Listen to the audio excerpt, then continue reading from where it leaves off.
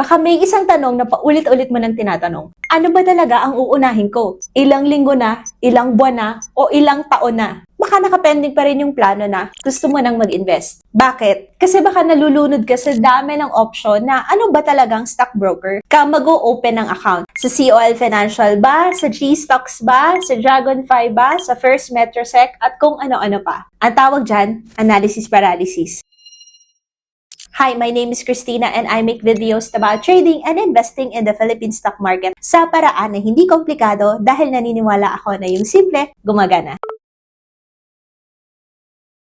So, yun ang pag-uusapan natin sa video na ito. Anong stockbroker ba magandang mag-open ng account kung nagsisimula ka pa lang na mag-invest sa Philippine stock market? Quick disclaimer lang, no, na hindi ito yung complete list ng stockbrokers, maraming option, but I'm just gonna give you an idea para mabawasan naman yung ino-overthink mo. Kasi, ang totoo, hindi mo kailangan ng perfect na stockbroker. Ang kailangan mo, yung bagay sa lifestyle mo. So, gagawin lang natin ng simple, tatlong klase, categorize lang natin siya. Yung simple, yung modern, at yung traditional. After nito, promise, pipili ka lang ng isa ha, tapos mag-start ka na. This video pala is part of the series that I'm creating. It's Stock Investing from Scratch. So, kung hindi mo pa napapanood yung ibang videos na yun, just go to this playlist para masimulan mo. Let's go to the first one, yung simple at yung accessible. Ganito ka ba? Pagod ka lagi sa work? Kapag break time mo, naiisip mo na gusto mong mag-invest? Pero ayaw mo naman mag-isip ng masyado. If that's you, baka pwede mong itry na yung G-Stocks na nasa loob ng GCash. Bakit? Kasi tinatanggal na nito yung friction. Friction, ibig sabihin yung pera na pangkape mo na nasa e-wallet, yun na din yung pera na pwede mong ilagay or pwede mong ipang-invest kung ayaw mo na siyang ipangkape. Yung app na pambayad mo sa bills mo na nasa e-wallet, yun din yung same app na gagamitin mo para mag-invest ka. Kasi nasa same app na lang siya. Kung on the go ka at ang priority mo ay convenience, baka this is for you. Pwedeng dito ka magsimula. Ito naman yung second one, modern and tech savvy. If ikaw yung tipo na gusto mo yung maganda yung app, if you're like me, no, na gusto yung maganda yung user interface, na nag-i-improve yung user interface, na lagi may bago, na lagi ka may parang kinakalikot. Pag open mo nung account, parang,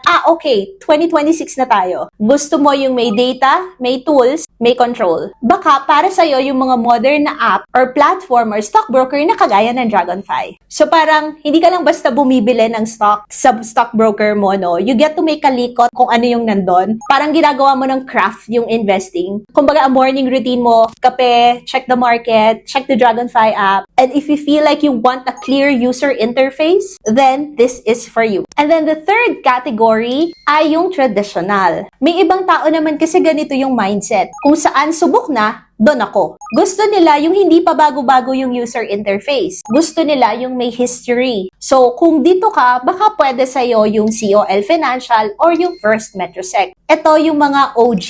When I say OG, di naman sila yung pinakauna, no? Pero sila yung may at least pinakamarami. When you do search sa YouTube ng mga tutorials, no? Matik may lalabas ng mga ganyan. Yung tipong ginagamit ng tito mo 20 years ago. Ito yon. Medyo, aaminin natin na medyo old school yung interface. Pero ang kapalit naman kasi nun is familiarity. Especially if matagal ka nang hindi naka-log in sa stockbroker mo tapos magla-log in ka ulit after 1 year, kunyari. Yun pa rin yung interface na makikita mo. And nakakatuwa, no? In the 10 years that I've been investing, eto pa rin yung tao dun sa web page nila. Kamusta na kaya sila? So, yun nga, ang kapalit nun, familiarity, na hindi mo naaaralin yung user interface after not logging in for so many years or so many months. So, yun lang, yung tatlong categories. Ano ka ba talaga? Are you simple? Are you modern? Or are you more traditional? Pumili ka lang ng isa at walang mas better, no? Kasi kapag minsan may nagtatanong, ano yung magandang stockbroker for beginners, baka pwedeng itanong muna natin, ano yung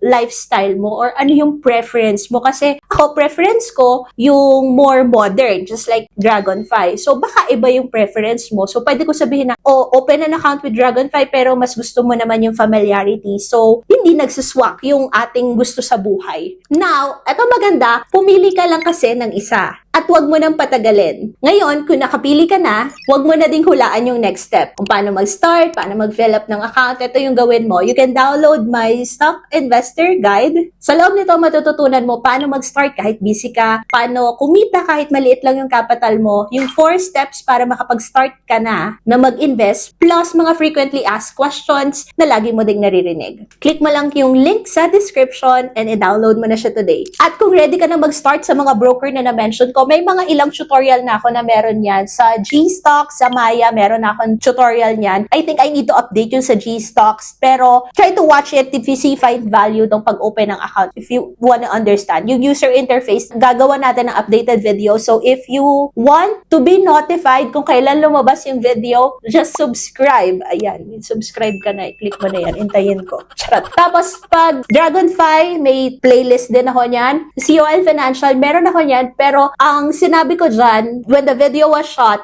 1,000 yung minimum initial deposit nila. Ngayon kasi 25,000 na. Pero, the process is still the same. So, you can still find value if you're gonna watch that video. Or, if may request ka, baka pwede din nating i-review yung broker. Or, if meron ka ng stockbroker, you wanna help others decide then bakit yun yung napili mo, then you can comment on the video below. Again, thank you so much for watching. Subscribe if you haven't yet, and I will see you on the next one. God bless po.